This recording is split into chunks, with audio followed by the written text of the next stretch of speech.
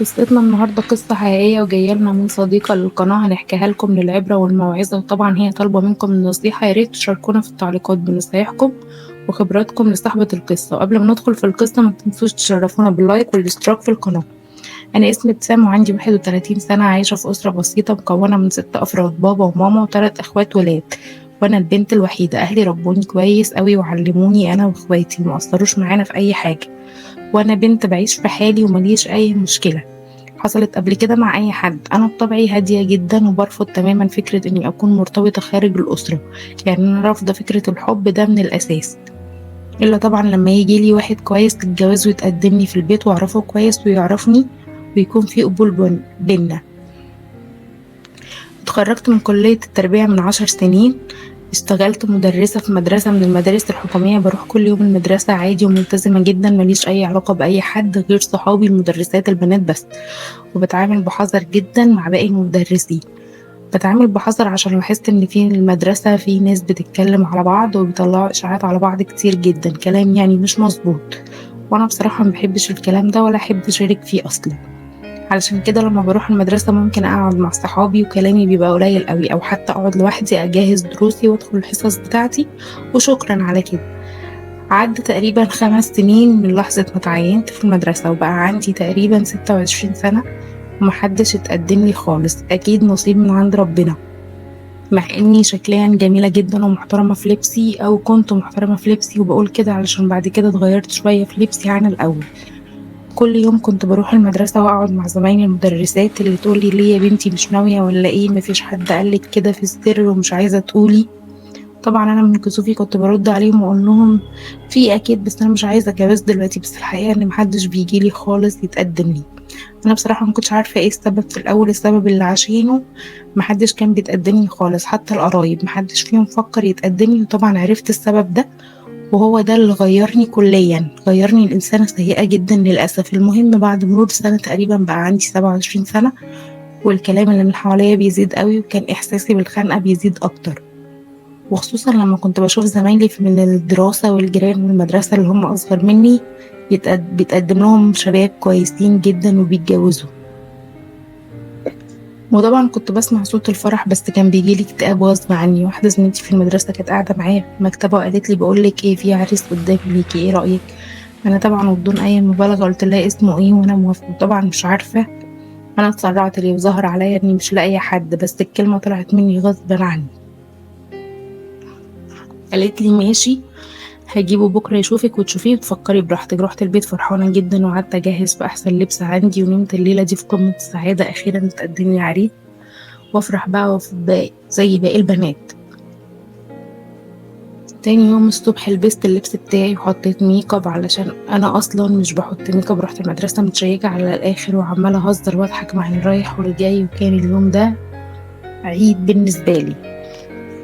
دخلت اشوف المدرسه وصاحبتي عشان اشوف الوضع ايه، قالوا لي لسه ما جاتش لحد دلوقتي. فضلت مستنياها لحد الحصه الثالثه، وبعدين اتصلت عليها اكتر من مره بس للاسف ما ردتش عليا. واحده زميلتنا التانية قالت لي جت، وقالت لي مش هترد علشان مكسوفة منك. بقول لها مكسوفة مني ليه؟ وعملت نفسي يعني معرفش حاجة. قالت لي اصلها اتفقت مع العريس اللي كان جاي يجي، بس الشاب ده رفض الصبح انه يجي، وقال ان ابوه مش موافق ان يتجوز دلوقتي، وهي اتكسفت تيجي النهارده. طبعا انا عملت نفسي متماسكه وقلت لها عريس ايه من ليه ما يروح في داهيه، انا اساسا مش بفكر في الجواز ده. انا اصلا ما رضيتش احرجها وقلت لها يجي، وانا كده كده كنت هرفضه اصلا. المدرسة دي كانت قريبة مني شوية وجريئة في الكلام، قالت لي تعالي عايزاكي في حاجة مهمة. قلت لها ايه هي؟ قالت لي انا تقريبا من سن والدتك، وانتي عارفة اني بحبك واقدرك وبتمنى لك الخير. وقلت لها وانا كمان والله بعزك جدا، خير في ايه؟ قلقتيني، هو انتي مفكرة اني زعلانة؟ انا والله ما زعلانة ولا حاجة، عادي جدا. قالت لي لا انا عايزة اقولك على حاجة، بس توعديني ما تقوليش لحد ولا كلامي لو زعلك اعتذر لك في عمر، بس علشان انتي زي بنتي وصعبان عليا وانتي جميلة فخسارة وهقولهولك. والناس هنا عارفين حاجات كتيرة جدا، بس محدش هيحبها ليكي هيجيبها ليكي صريحة. قلت لها في ايه بالظبط، وانا عملت جريمة ولا ايه؟ قالت لي لا استني بس عايزة اقولك السبب الحقيقي اللي خلى العريس يرفض يجي عشان تاخدي بالك وتشوفي حل. قلت لها كده وانا مخنوقة ومكسوفة وخايفة. اتفضلي قولي. قالت لي بصراحة الناس بتقول مش أنا، يعني إن زمان حصل حاجة كده لوالدتك وليكي كمان، ويا ريت تسألي فيها مامتك عشان مش هقدر أقولك الناس بتقول إيه. يا ريت يا بنتي ما تقوليش إني قلتلك حاجة علشان أنا عرفتك، بس لأني بعتبرك زي بنتي. المهم قعدت اتحايل عليها واقول لها عرفيني بيقولوا ايه بالظبط. قالت لي استحاله، انا نفسي مش مصدقه الكلام ده، بس بعرفك عشان تبقي واخده بالك. انا طبعا قلت لها ماشي. الاول ما اروح البيت هسال ماما. في اليوم ده خدت نص يوم اجازه ومشيت وانا منهاره. وقبل ما اعرف الحقيقه، طبعا الحقيقه اللي غيرتني وبقيت اسفه في الكلمه، واحده شمال. واحده شمال مع المدير بتاعي. رحت روحت البيت لقيت ماما نايمه. صحيتها قلت لها وانا بعيط عرفيني احنا في ايه. قالت لي ايه يا بنتي، قومتيني كده مفزوعة وبتعيطي ليه؟ قلت لها الناس بتقول علينا ايه؟ احنا فينا حاجة حصلت زمان؟ قالت لي ما حصلش حاجة، ومين قالك كده؟ عرفيني عليها اروح اضربها بالشبشب اللي قالك كده. قالت لي مش هعرفك انتي، بس قولي لي ايه اللي حصل زمان في البيت هنا عشان يكون سبب اني محدش بيجي يتقدمني لحد دلوقتي. قالت لي مفيش حاجة، انتي لسه ما كبرتيش عشان تقولي كده. قلت لها في حاجة حصلت ولازم اعرفها. طبعا ماما سكتت شوية وبعد كده قالت لي شوفي اللي هقوله ده مش هو اللي مأثر على جوازك، حطيها في بالك كده. قالت لي ان ماما وهي صغيرة في اول الجواز كانت على علاقة بواحد كانت بتحبه من قبل الجواز، وقطعت علاقتها بيه لما اتجوزت. وبعد الجواز حاول انه يكلمها تاني وكان هيخلي سمعتها مش حلوة. ماما قالت اضطريت ان اقابله عشان يسكت وما يفضلش يتصل على التليفون الارضي عشان لو ابوكي عرف كان هيطلقني. وقالت بصراحة ما كانش في نيتي حاجة، أنا كنت عايزة أبعد عنه وهو يبعد عني، ولما قابلته ناس قرايبني شافونا وفضحوني وقالوا عليا كلام ما حصلش بسبب المقابلة دي. وحصلت مشكلة كبيرة جدا مع باباكي، كنت هتطلق فيها وقعدت 6 شهور غضبانة عند جدك، وانتي عايشة مع ابوكي هنا واخوكي الصغير ما كنتش لسه خلفت باقي اخواتك. وانتي بتلعبي مع اولاد الجيران وباباكي في الشغل، بنت صغيرة فيهم عملت فيكي حاجة مش كويسة، عشان كده ابوكي رجعني تاني ورحنا للدكتور وكله تمام، بس ابوكي عمل خناقه كبيره جدا مع الجيران وضرب ابو البنت دي.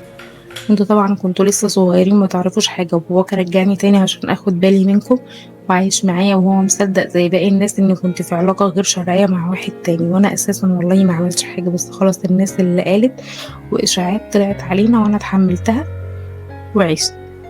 ما كنتش اعرف ان ده ممكن يأثر عليكي. وماما طبعا فضلت تعيط كتير لدرجة انها صعبت عليا، وانا صدقتها بصراحة عشان عارفة ان ماما بتكدبش وفي بينا اسرار زي الصحاب كده. يعني الدنيا بقت سودة قوي في عيني. ازاي يعني انا مش عذراء والناس عارفة وانا مش عارفة؟ وفضيحة وكلام يخلي كل اللي يسأل عليا يتجوزني يرفض يرفض في الاخر، على اساس اني امي ست مش كويسة وان ليها ماضي وانا كمان مش بنت. فضلت منهارة، ولما رحت شغل اخدت اجازة وقفلت على نفسي في اوضتي وفضلت اكلم نفسي مش عارفه اعمل ايه. بعد ما مر الاسبوع كان لازم انزل الشغل تاني. رحت المدرسه وانا حاسه بكسره كبيره جوايا ومش عارفه ارفع عيني قدام حد، بس بقول لنفسي انا ماليش ذنب في كل ده.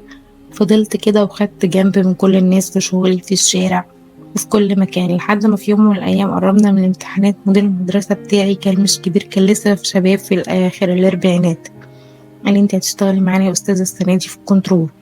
واشتغلت معاهم.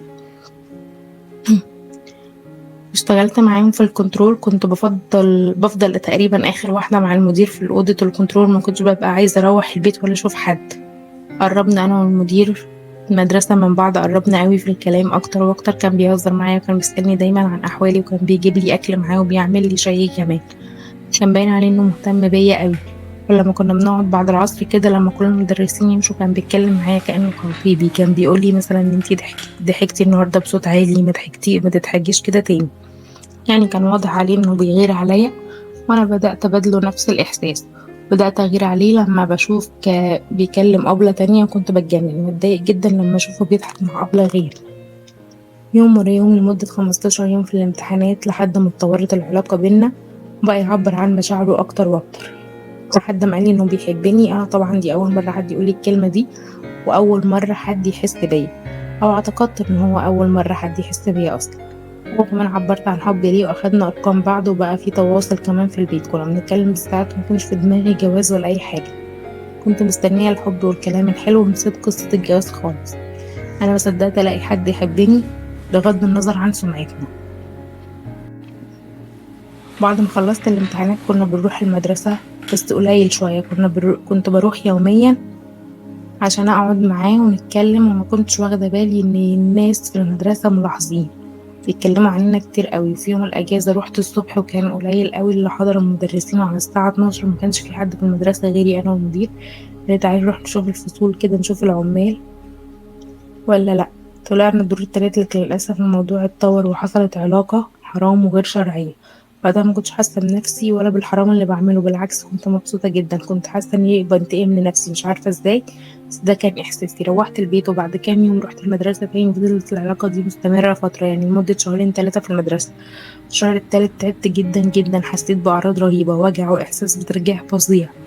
انا على طول ومن غير كشف حسيت اني حامل. كنت خايفه جدا، رحت صيدليه بعيده عن منطقتي عشان محدش يعرفني، جبت اختبار حمل وشفت بيتعمل ازاي من على النت، وعملت الاختبار، بس الحمد لله ما لقيتش اي حاجه. وعلشان اطمن اكتر رحت عملت تحليل دم في بلدنا، في بلد جنبنا برضو، عشان محدش يعرفني برضو. الحمد لله ما لقيتش في حمل، كان مجرد دور برد جالي وقتها. هديت جدا وغمضت عيني عشان احس باحساس جميل من الستر من ربنا. الاحساس ده احساس بالستر والاطمئنان خلاني انسانه تانية خالص. فجاه حسيت بسعاده كبيره برغم اني كنت بعمل مصيبه كبيره قوي. اتصلت بالمدير قلت له ما تتصلش بيا تاني عشان اتخطبت.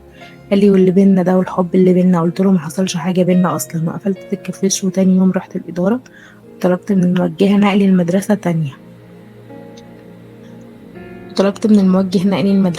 قال لي عايزه تنقلي ليه؟ قلت له عشان المدرسين معايا مش كويسين وبيطلعوا اشاعات وعليا وانا في حالي. الموجه كان محترم جدا، وافق على نقلي ورحت مدرسه تانية. اتغيرت حالي وبقيت اصلي واركع لربنا كل وقت، بشكره انه سترني. عدت الحمد لله، وعدت ربنا اني مرجعش اعمل كده تاني حتى لو هموت. وبقيت اقول لنفسي اللي حصل حصل زمان، والاشاعات مش هعيش عليها. دلوقتي انا الحمد لله لسه ما اتجوزتش، بس راضيه وقابله. انا دقت الحرام وحسيت قد ايه هو كئيب وبيدمر نفسيه الانسان، وانا عايزه ابقى مع ربنا. انا حسيت كأن ربنا بيقول لي ما يهمكيش من اللي فات طول ما انا معاكي. سيبك من سمعه امك اللي مش حقيقيه، وسيبك من كل الرجاله. لدرجه اني دلوقتي كارهه الجواز فعلا، وعايزه افضل مع ربنا كده واعيش حياتي كلها بالحلال. ودي كانت قصتي، يا رب تعجبكم.